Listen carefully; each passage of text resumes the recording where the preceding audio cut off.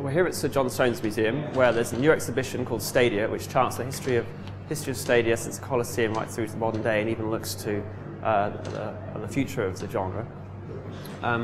We're not at the Olympic Stadium itself because it's being prepared for the opening ceremony, and there's no way they're going to let us film there. So we thought this was the next best thing. When we received the brief, the aspiration was very much to reduce to a small capacity of around 25,000 people for athletics stroke community uses. And the scale shift between 80,000 and 25,000 had never been attempted before in any kind of stadium design, let alone an Olympic one. The Olympic Delivery Authority, we're always looking for the 30-year scheme, a future neighbourhood, a future area of London. And that was our focus. So what we had was this 30-year time span and a 6-week bit in the middle that was called the Olympic Games.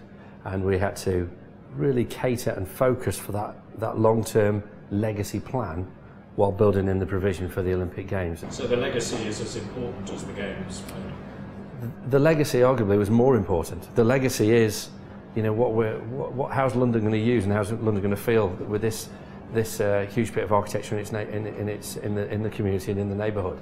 And that 6 weeks was a challenge to cater for it in a different way by building a different demountable stadium that would, in a way, then manifested itself to a very intimate, compact, atmospheric bowl for the better, but also a very flexible structure that could now take a lot of different community uses and a lot of different sports.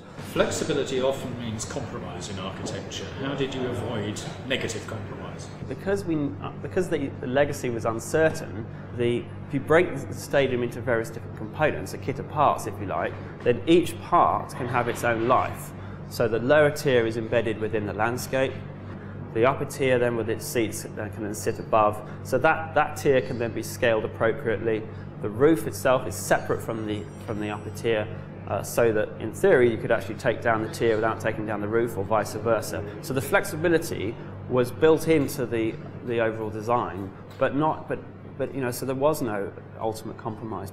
The real difference in how we approached the design of the stadium was to really rethink what our notion of permanence was. And so rather than using the word temporary, we started to use the word demountable, and we had to change our way we thought about the materials of the building. The wrap, for example, around the outside, there was never going to be any appetite to build a conventional facade system around the building. Why would you do that for 2 weeks? It doesn't make any sense.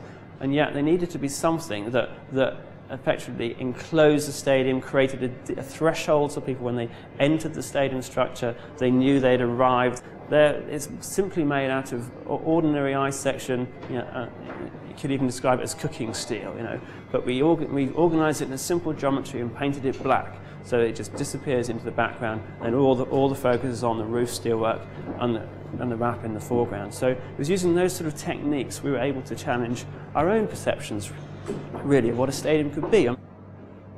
We worked very hard to make sure that the wayfinding signage design is a very straightforward system, and the permeability of the building, the fact that you can actually see where you're going all the time, means that it's a very simple experience. The fact that the upper tier is comparatively shallow to other stadia also means that it's very simple to move up and down. The starting point for the design of the stadium was to try and get the spectators as close as we possibly could to the action on the field of play.